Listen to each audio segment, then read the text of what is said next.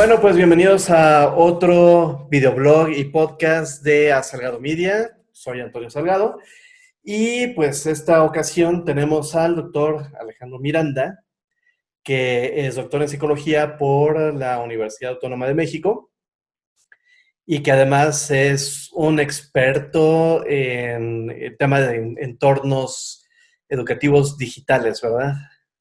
Sí, sí, sí, sí. Yo diría que virtuales. Virtuales. Perfecto. Entonces, Alejandro, si nos pudieras contar un poco de ti. Sí, bueno, muchas gracias por la invitación. La verdad es que eres uno de los avatares que más estimo en la virtualidad. Muchas gracias. Eh, el señor Salgado y yo nos debemos de conocer al menos desde el 2005, 2006, no estoy seguro de en qué edición te habrás sumado a uno de los encuentros que ya organizábamos, Los Edusol, ¿no? pero sí, entonces llevamos ya una larga carrera de interacciones en línea, porque rara vez nos vemos presencialmente, pero creo que eso define mi currículum. En realidad soy un psicólogo cultural que se dedica al estudio de la mediación, inicialmente en Internet, ahora en la mediación digital. Eh, pues no sé, desde por ahí del 97, nuestro primer entorno educativo fue en el 95. Yo todavía era un becario, un estudiante de licenciatura. En realidad tuve la suerte de tropezarme con alguien que regresaba de California y que me contaba cosas maravillosas sobre una cosa que yo todavía no tenía idea, ¿no? Que era la Internet. Ya Claro. había el Internet, ya estaba en la universidad, pero pues para las áreas de ciencias sociales en realidad era una cosa no conocida. Y bueno, a partir de ahí es que comienzo como mis interacciones en las implementaciones educativas mediadas por Internet. Tuve la fortuna, por estos encuentros, ¿no?, de ayudar al diseño de lo que hoy serían los sistemas de enseñanza de educación abierta y a distancia en la universidad. Eh, Fui subdirector académico de un centro de alta tecnología para la educación a distancia que fue la UNAM. He dirigido un par de centros de educación continua. He hecho mucho trabajo sobre prospectiva y evaluación orientada a los entornos en línea. Y de últimas fechas para acá, me he dedicado más bien a los procesos, a la planeación de procesos educativos en línea. Ya lo hacía como oficio, o sea, dirigiendo grupos ya sabes, ¿no? De programador, diseñador instruccional y diseñador gráfico, pero en los últimos años, yo y mi equipo de trabajo nos hemos dedicado a formalizar parte de este trabajo y hacer algunos modelos teóricos alrededor de lo que nosotros consideramos sería la educación en línea y a distancia. Y bueno, ese es un eje, ese es el eje formal, pero la Claro. verdad creo que tengo más carrera en el eje no formal. ¿A qué me refiero? Bueno, desde muy temprano, por ahí del 96, comencé sin quererlo en el activismo digital. Yo no sabía que estaba haciendo activismo digital, solamente estaba de grilloso en internet, de grilloso con mucha acción, ¿eh? O sea, no solamente diciendo cosas, sino haciendo cosas. Una Sí. de ellas fue donde te conocí, no tempranamente, sino en el 2004 comenzamos a organizar un encuentro en línea, es decir, un encuentro por internet, que era una cosa totalmente innovadora en aquel entonces. Y de aquí a la fecha, pues no hemos parado haciendo ese tipo de implementaciones. Yo pensaría que en realidad he dedicado mi carrera, pues, académica a la implementación de entornos en línea. Algunos, si quieres, de manera muy intuitiva, ya últimamente ya con mucha más teoría y mucho más eh, pues decisión de qué es lo que quiero lograr, ¿no? Entonces sería un poco como mi trayectoria. Yo creo que no vale la pena andar presumiendo otro tipo de cosas, ¿no? Eh, No, claro que sí.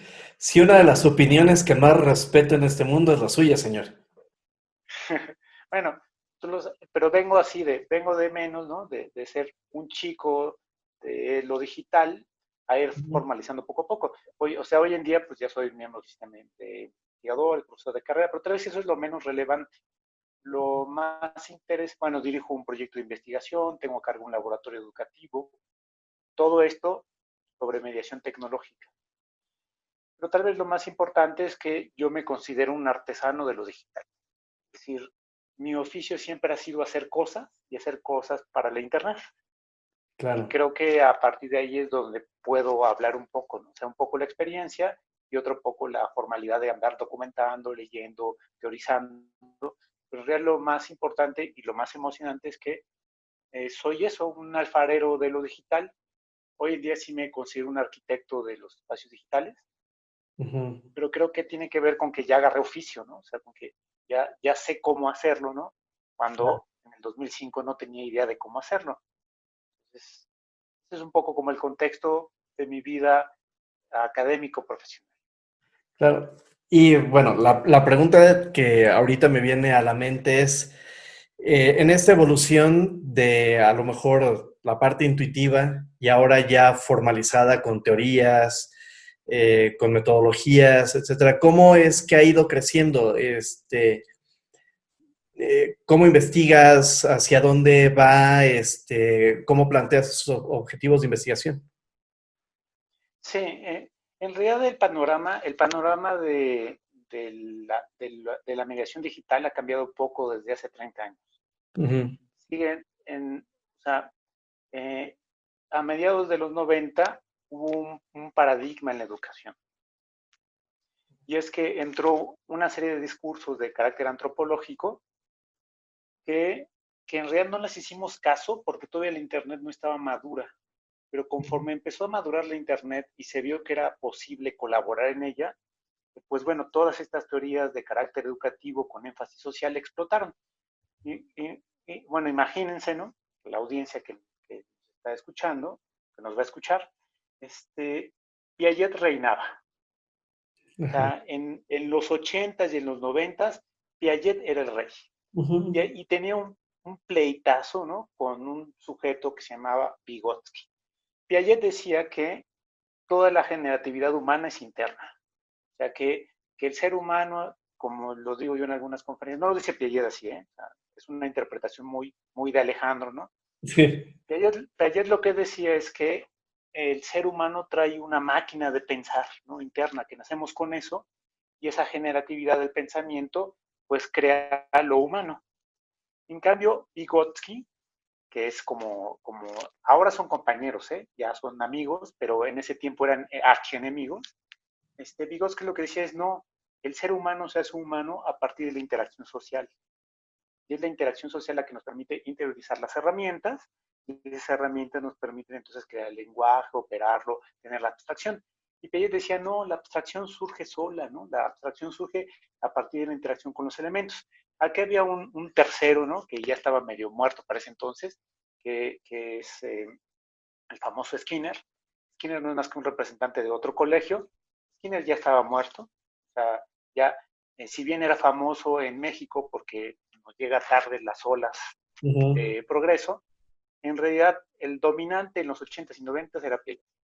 Entonces, eh, la mediados de los 90s comienza a hacerse popular la Internet. Ya existía desde los 70s, ¿no? Inclusive sus antecedentes son los 50s. Pero en los 90s comienza a hacerse público, comienza a hacerse popular, ¿no? O sea, empieza a haber, o era A o L, por ejemplo, ¿no? O sea, Sí. como vínculo de conectividad. Acá estaba Spin como empresa de conectividad, en fin. O sea, literalmente es la prehistoria de la Internet pública. Ujú. Entonces, imagínate que en ese entonces, pues yo estaba en contacto con esta persona que te comento, ¿no? Y me conecta con una querida profesora y me da lecturas así de antropólogos hablando sobre cómo construyen conocimiento los artesanos mayas. Entonces, lo que dice es que, bueno, que los artesanos se agrupan en gremios y que los gremios se estratifican y que uno comienza literalmente trayendo las tortas, ¿no? Hasta que uno termina en el centro de la acción, haciendo la acción misma. Y ahí estaba de fondo, medio abandonado, la escuela estaba centrada en la cognición, en Piaget. Cuando llega el Internet, a alguien se le ocurre decir, oigan, pero el Internet está hecha para brindar información, para intercambiarla, ¿no podemos colaborar ahí? En realidad ya lo estaba haciendo el Internet. Desde que surgió el Internet, surgió para colaborar. El punto es que no había formalizaciones y concreciones para estudiar el fenómeno. De hecho, mi historia personal se vincula así. Yo estudié en la UNAM y comencé a trabajar en la UNAM y comencé a tener más competencias tecnológicas de las que ya tenía poquitas, ¿no? Pero comencé a administrar servidores por pobreza tecnológica, es decir, no había lo que llamamos un técnico académico al cual pagarle y administrar los servidores.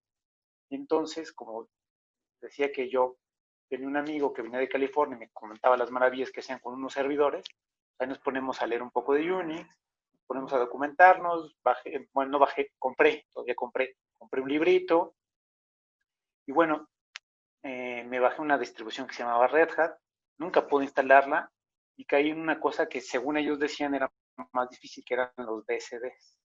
Ajá. Para mí fue maravilloso porque comencé a ver que la comunidad de BSD tenía foros, tenía how-tos, tenía documentación, tenía historicidad. Entonces yo iba leyendo todo eso que me estaban diciendo de los artesanos mayas en los entornos virtuales. Un entorno virtual otra vez muy primario, ¿eh? O sea, todavía existía Woffer y se usaba, para ponerlo en perspectiva. Ya estaba los primeros años de la W, Sí. pero entonces, imagínate mi sorpresa como estudiante recién egresado de comenzar a ver que eso que hablan así de las comunidades indígenas y cómo se hacen gremios y cómo colaboran, pues en realidad estaba sucediendo en la Internet.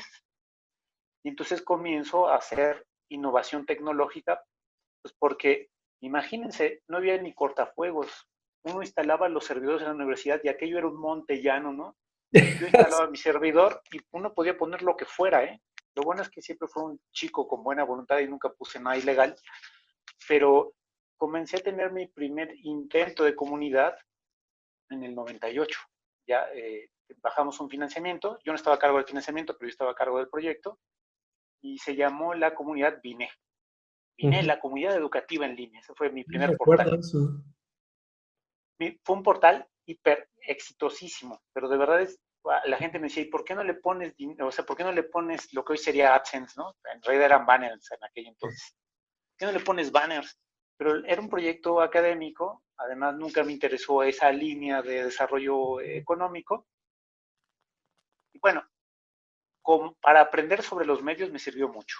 No había comunidad, todo lo curaba yo, o sea, yo y siempre convencía a, a colegas, ¿no?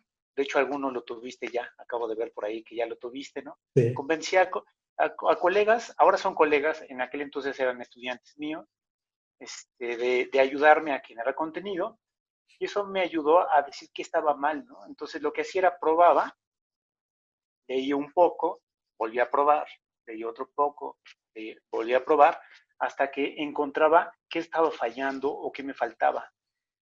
Mi siguiente comunidad fue una que yo quiero mucho, ¿no? Que de hecho yo creo que le debo la mitad de mi desarrollo académico, que es Edusol. O sea, Sí. primero fue Vine, que fue así un portal de noticias académico, y luego fue Edusol, y Edusol sí ya fue una comunidad. Ahí sí ya supe cómo, teóricamente se le llama un objeto, ¿no? Entonces ya puse un objeto, a ese objeto lo vestimos de comunidad, y fue durante 7 años continuos, fue una hipercomunidad, o sea, hicimos mocks antes de tener mocks.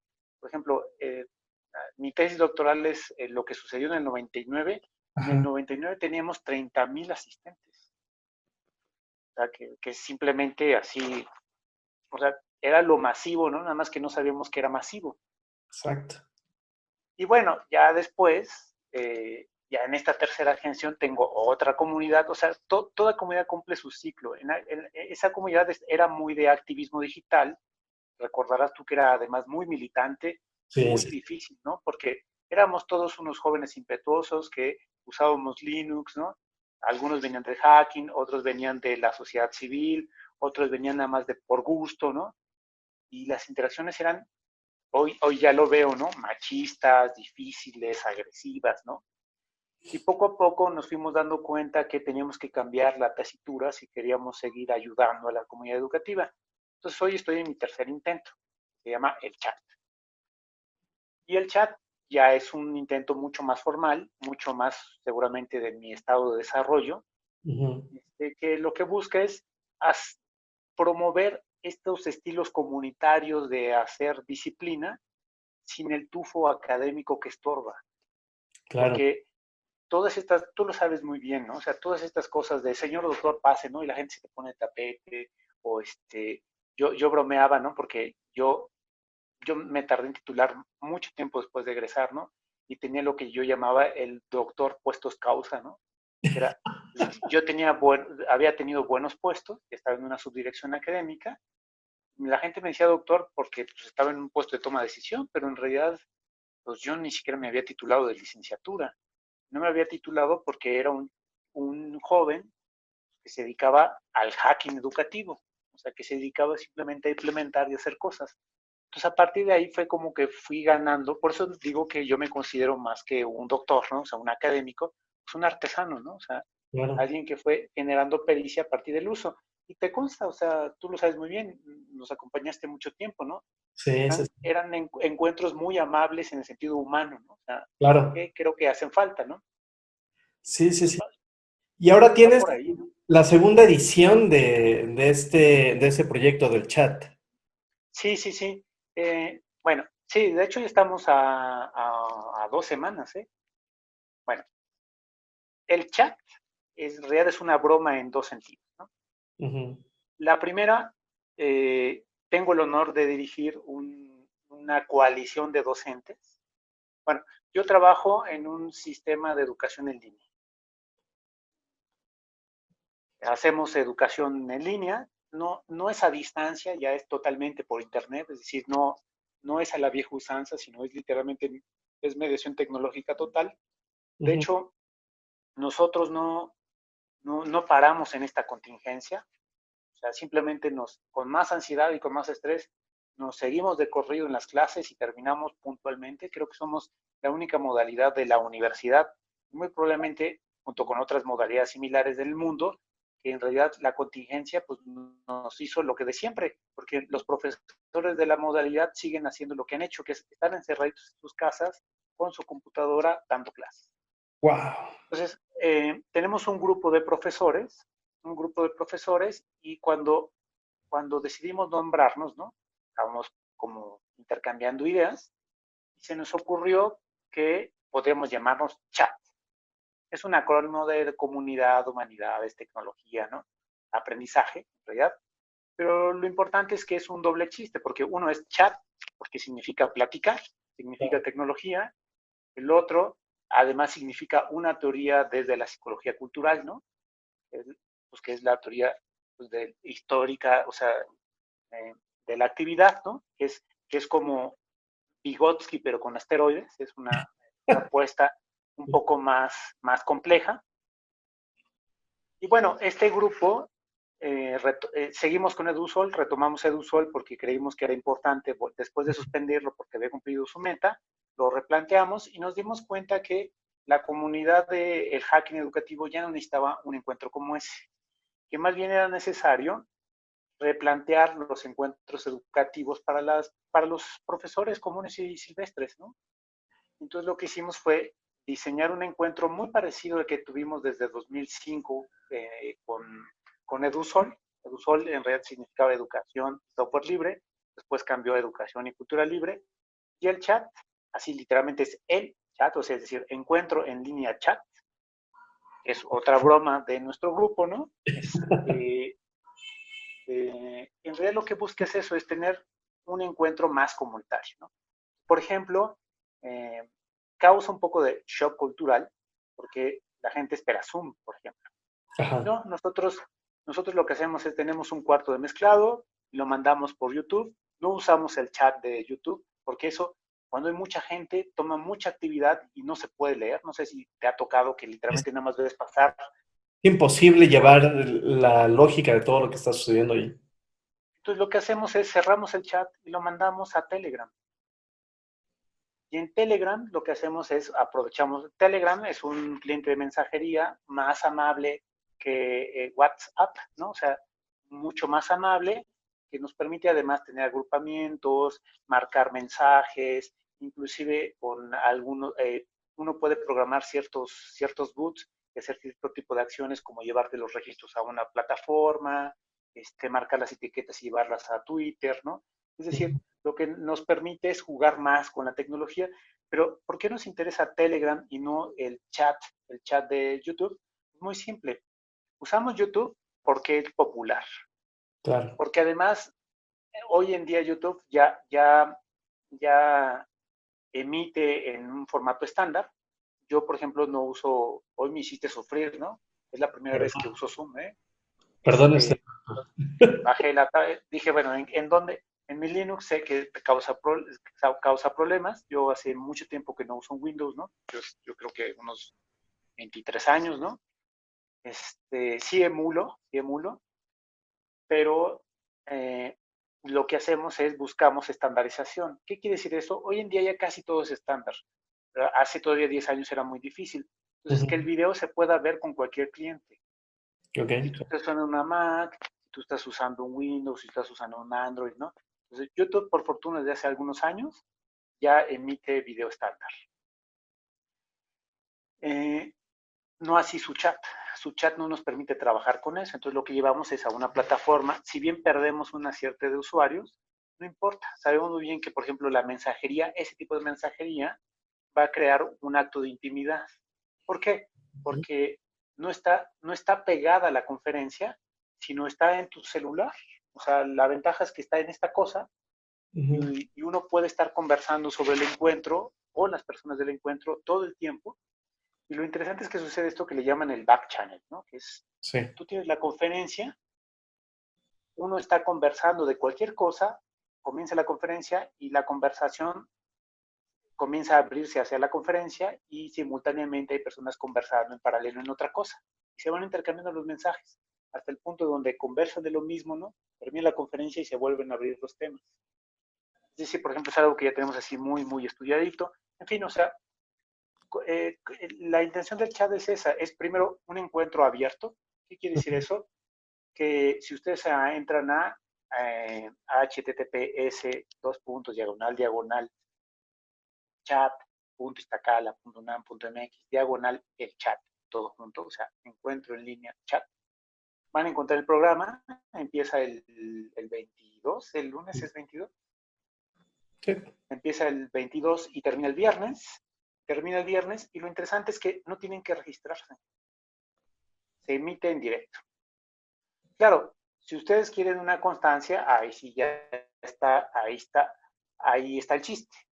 Si son profes o estudiantes, ya lo hicieron. Nada más nos muestra su credencial, participan en el 30% de las actividades, ya le hicieron, tienen su constancia, pero si andan nada más ahí echando el ojito, nosotros no cobramos inscripción.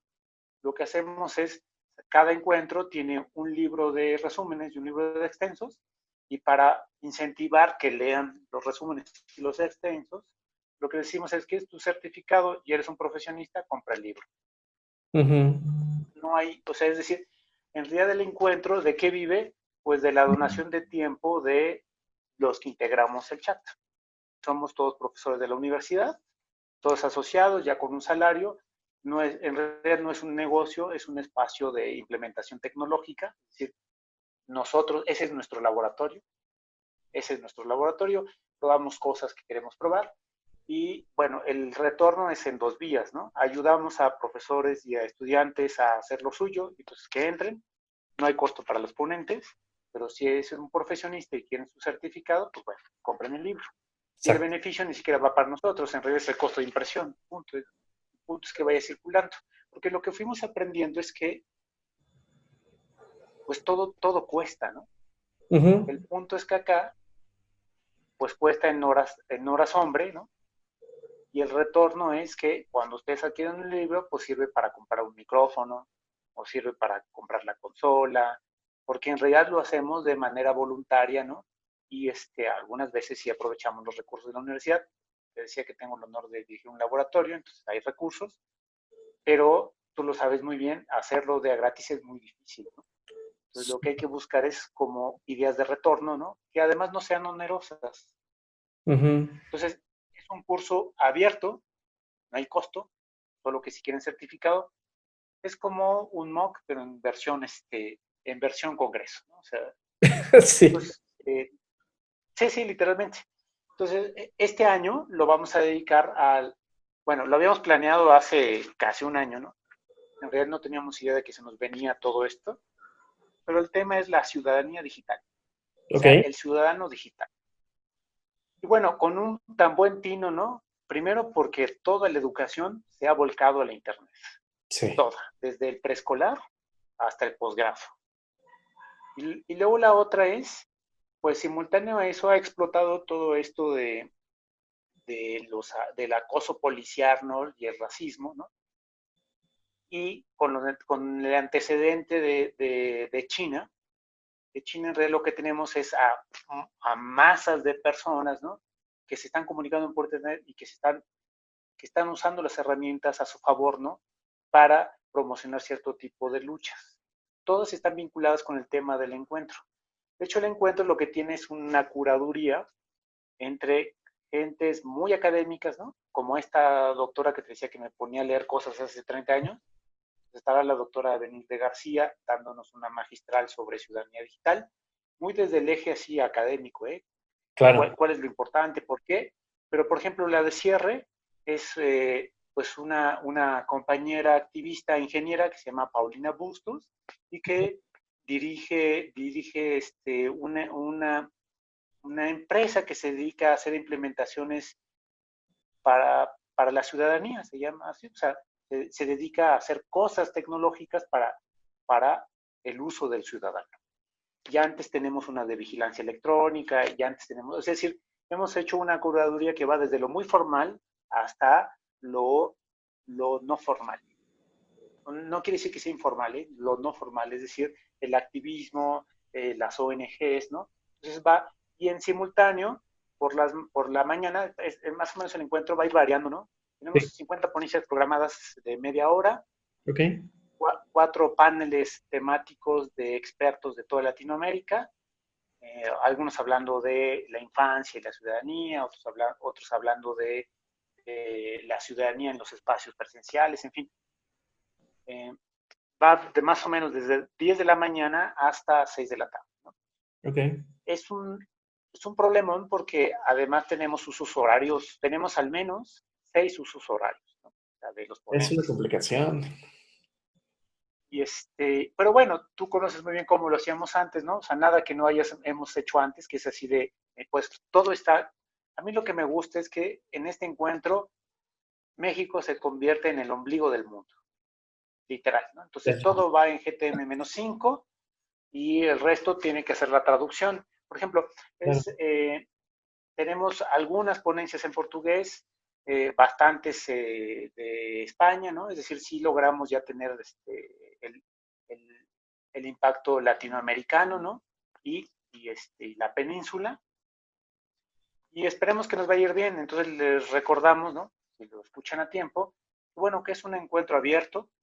No tienen más que ingresar a chat.istacala.unam.mx, el chat, registrarse, si es que quieren darnos sus datos, y si no, simplemente ven el programa y denle clic ahí en el canal de YouTube. Ahí mismo dice dónde está el canal de Telegram del encuentro, y el resto es literalmente estar como dicen ahora, el home office, ¿no? Sí. Así, literalmente estar sentaditos y como yo estoy ahorita, ¿no? Que es para tener mejor audio, Audio. así con una oreja escuchando el encuentro y con la otra haciendo lo que tengan que hacer, pues Claro. cocinando un poco. De hecho, nosotros vamos a estar igual, ¿eh?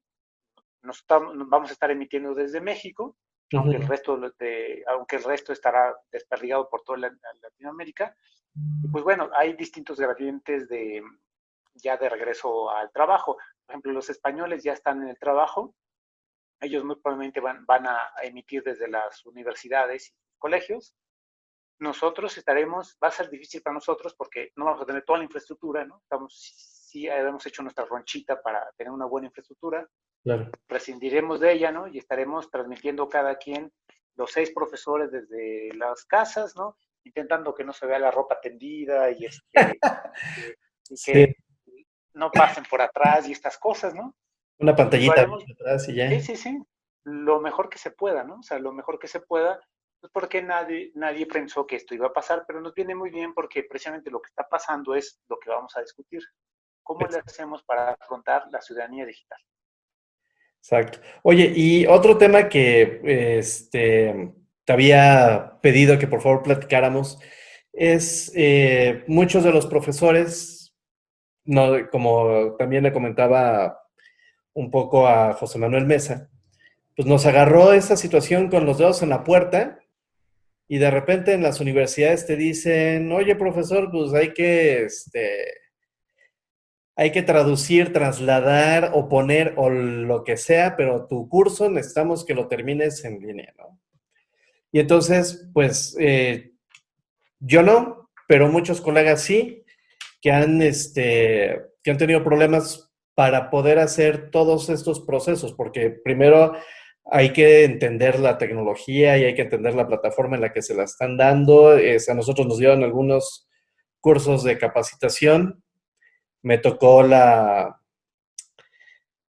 híjole, que no sé cómo decirle, pero la anécdota es una profesora de 70 y algo de años que dices, bueno, pues sí, tiene todo el conocimiento del mundo, tiene toda la experiencia del mundo, no en la tecnología, y la pobre mujer lloraba de pronto porque el nieto era el que le estaba ayudando en el curso a entender lo que estaba pasando y de repente el nieto dijo, ya me voy, ya me cansé, ya me voy. La dejó ahí. Entonces, bueno, quizás sea una materia que vaya a ser complejo que tomen los muchachos, pero qué tendría yo que tomar como profesor justamente para poder pasar mi curso tradicional, presencial, a un entorno digital? Bueno, en realidad, algo que me gusta de la educación, de la psicología, de la sociología, la antropología y otras cosas, es que son las ciencias del depende. Sí. La respuesta es, pues depende. Pero en realidad el depende es que es un tema muy complejo. Ujú, La primera, o sea, si estuviéramos en cosa de consultor, yo te diría, ¿cuánto tiempo tenemos para hacer la transición? ujú, O sea, si tú me dices, oye Alex, lo que quiero es que me ayudes con un poquito de dinero, ¿no? A ayudarme a hacer la transición, ¿cómo le hacemos? La primera pregunta que yo te haría más que tu infraestructura es ¿cuánto tiempo tenemos? ujú, Porque creo que no es lo mismo lo que nos pasó, que fue que para mañana tienes que comenzar a dar la clase en línea, a que como ya lo sabemos, porque el mundo se fue a lo mixto. ujú, O sea, todas las universidades, eso incluye la UNAM, a pesar de que no lo ha oficializado, ya comenzó a hacer eso, nos vamos a ir a lo mixto. Es ujú, decir, comenzaremos a tener, porque piensa que el mundo al que vamos a regresar, en lo que hay una vacuna, va a ser un mundo muy difícil. Primero, menos densidad. No sé si ya revisaste los planes de entrada a la escuela de la SEP, pero vamos a tener unos filtros, ¿no? Y vamos a tener menos densidad en el aula. Eso implica que unos días van a ir unos y otros días van a ir otros. Y el resto de las actividades se van en línea. ok, Entonces, la primera pregunta es ¿cuánto tiempo? Si es en la emergencia como a todos nos pasó, por ejemplo, hoy en día yo doy clases de licenciatura, de maestría y doctorado. Así, es horrible, ¿no? Eh, las de licenciatura ya lo tenía ganado, ya las dábamos en línea. ok. Pero las de maestría y doctorado, híjole, qué difícil, ¿no? Y es esto mismo que le pasa a todos los profesores. Y qué difícil porque si es para mañana, no tienes tiempo para reflexionar. Y por lo tanto, lo que hay que hacer es decir, uno, ¿qué domino? Si aparentemente no domino nada, sí lo domino, domino la oralidad. Y por eso Zoom se llenó y Zoom se ha convertido en el rey de la pandemia. Ok, Porque lo primero que hacemos es decir, bueno, ¿qué sí puedo hacer? sí, Lo que puedo hacer es dar una clase oral. Claro, ha habido una cantidad de memes impresionantes alrededor de eso, ¿no? sí, claro. Porque no es que sea distinto a la escuela. Sí, sí es distinto en el sentido de que está mediado, de que cada quien está en su casa, de que es más difícil porque tenemos, pues yo te escucho, ¿no? Estás acompañado, se escuchan ruidos, ¿no? Muy probablemente acá también. Es más, yo vivo a la orilla literalmente de una carretera, ¿no? Y entonces de repente podemos escuchar un tráiler, ¿no? Si vivo en un pueblo, entonces, o sea, y bueno, o sea, al inicio, híjole, qué pena, discúlpeme, pero es que el auditorio está lleno y acaba de pasar un tráiler. Pues ni modo. O sea, lo primero es asumir, uno, que cada uno de nosotros está impartiendo cátedra o estudiando desde la casa. Que por lo tanto las condiciones que tenemos en la escuela no las vamos a lograr. Entonces, si yo soy experto en la oralidad y en la urgencia, pues doy clases orales. Y te decía que lo único que hizo fue visibilizar lo que pasa en la escuela. Lo que pasa en la escuela es que no tenemos una cámara en cada chico, pero el chico está rayando la banca, ¿no? Está durmiéndose, está dibujando, está texteando. Y claro, Zoom lo que hizo fue ponernos un cuadrito para cada persona y darnos cuenta de visibilizar lo que sucede en el salón de clases. No está sucediendo nada que no suceda en nuestras clases. Nuestras clases son horribles, son espantosas. O sea, nos ponemos a hablar, hablar, hablar. En el mejor de los casos nos ponemos a hacer equipos y a hacer seminario, ¿no? Y para de contar. Sí. No hay innovación. Si hay más tiempo, es decir, la primera recomendación sería, pues hagan lo que saben, que es literalmente, pues, hacer la clase en Zoom. Si, claro, ya tienen un poco más de tiempo, pues entonces ya, échenle un poco más de pestaña, ¿no? Y es decir, ¿qué cosas puedo llevar al espacio asíncrono? No todo lo tengo, no, esto de la famosa aula invertida no es más que eso. Lo que dicen, bromean algunos colegas que son los deberes, ¿no? Es decir, no es más que decir, yo tengo que dar una serie de contenidos. ¿Cuántos de esos se los puedo transferir al participante? O sea, ¿cuántos de esos los puedo hacer sin mi tutela? Todos esos, planifícalos en actividades asíncronas. Además, ya verás cómo te va mejor que en vez de estar como merolico en Zoom dando la clase y viendo cómo todos desesperándote de cómo vas perdiendo la atención de todos los estudiantes, pues les pones a hacer una actividad afuera y luego regresan con eso hecho, te pones a discutir en Zoom sobre la actividad. Eso va a transformar transforma el acto educativo. Entonces, para el siguiente cuatrimestre, trimestre o semestre, dependiendo del caso, lo que hagan es, ya sobre aviso, ¿no? Vayan preparando sus actividades de emergencia, pues para esto, porque va a cambiar. O sea, tal vez no lo estamos viendo porque, particularmente en México, apenas estamos yéndonos a la parte superior, no vamos a regresar hasta agosto, septiembre. Sí, sí, tenemos Y suerte. ahí sabemos que no nos pagan de esa planeación, pero la vamos a tener que hacer. Sí.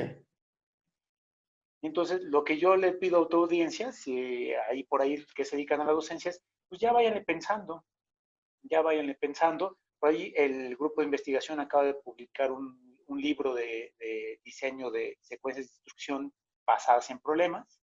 Ahí en el propio portal del chat se llama Diseño de Secuencias Instruccionales SOC, guía del docente. Descárguenselo, es un libro abierto, gratuito, consulta. Es más, nos pueden hasta corregir acentos y comas porque ahí está el documento, cada capítulo en Google Docs y pueden entrar y decir aquí está mal, pueden hacer de corrector de estilo, ¿no? Porque nosotros sí nos creemos esto de la virtualidad y de lo abierto.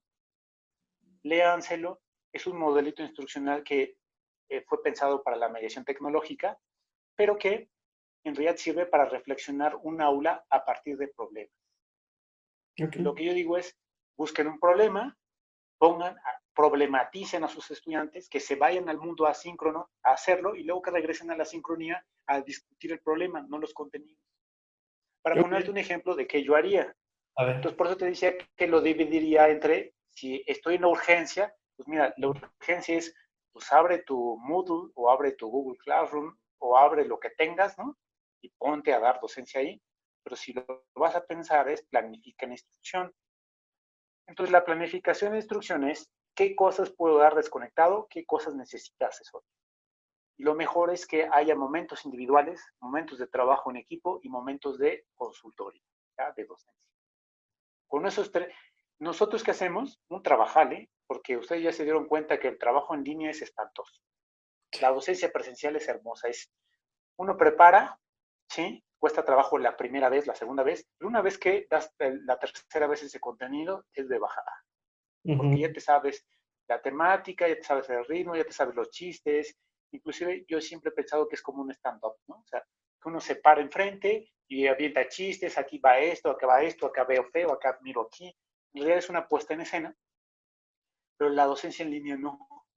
Sí, no. La docencia en línea, uno regala parte de ese dominio y le dices, te toca esto y tú regresa y tú hazme tu stand-up. Entonces yo estoy de espectador y entonces te retroalimento. Entonces sí cambia la manera en que hay que aproximarse a la temática. Entonces no se desesperen, ¿no? O sea, yo lo primero es no desesperarse, responder a lo urgente y ahora que viene el verano, yo sé que está horrible, ¿no? Pero todos vamos a estar en casa. Sí. Es decir, mientras no declaren al turismo actividad esencial, vamos a estar de vacaciones en la azotea. Entonces, dediquen un rato a reflexionar qué cosas pueden mandar a hacer así, qué cosas pueden hacer en equipos de sus estudiantes y qué cosas deben de ustedes dar directamente. Esa sería como la dieta de una buena aula en línea y a partir de ahí pueden construirlo. Lo pueden hacer como yo lo hice por años, por intuición. Si no quieren eso, bájense el librito de diseño de secuencias instruccionales o ya del docente. Y pues nos preguntan, ¿no? Que por ahí está, para eso está el foro y para eso están las páginas de grupos de investigación, pues para ese tipo de elementos, ¿no? Claro. Híjole, pues Alejandro, ya estamos sobre el tiempo, pero sí creo que voy a comprometerte a una segunda entrevista, porque siempre es muy interesante todo lo que dices y en prospectiva a lo que viene y a eso que estás contando, yo creo que a lo mejor podríamos acotarlo a esto después del evento del chat. Pues sí, bueno, ahí te esperamos, ¿no? O sea, tú sabes muy bien cómo es esto del encuentro en línea, Yo ahí puedes estoy. llegar en cualquier momento, vamos a discutir un rato, ya veremos cómo lo podemos ir integrando a lo que tú haces, ¿no? Y bueno, para el resto, asómanse al encuentro, aunque ustedes no sean o educadores de profesión o profesores completamente, si simplemente les interesa el tema, asómense, es un encuentro abierto. Literalmente es así, aunque el eje es educativo, no deja de ser un encuentro de divulgación. Exacto. No es si bien convocamos a personas que se dedican al tema, en realidad pues la audiencia es abierta. Entonces les invitamos a que entren, ¿no? Les recuerdo la página, ¿no? chat.istacala.unam.mx, diagonal, el chat. Y ahí, libre, sin registro, pueden acceder a los contenidos y yo siempre pienso que es mejor que nos regalen su identidad, ¿no? Siempre es padre ponerle nombre y apellido a las personas. Bueno, yo te agradezco la invitación. Tú sabes muy bien que me encanta charlar. Sí, sí, sí. Y además siempre es así, de abrir la mente, este tipo de charlas. Me ha gustado mucho. Bueno, pues muchísimas gracias, Alejandro. Muchas gracias a todos que nos han estado escuchando y nos vemos en el siguiente capítulo que vamos a ver qué les traemos. Gracias a todos y estamos en contacto.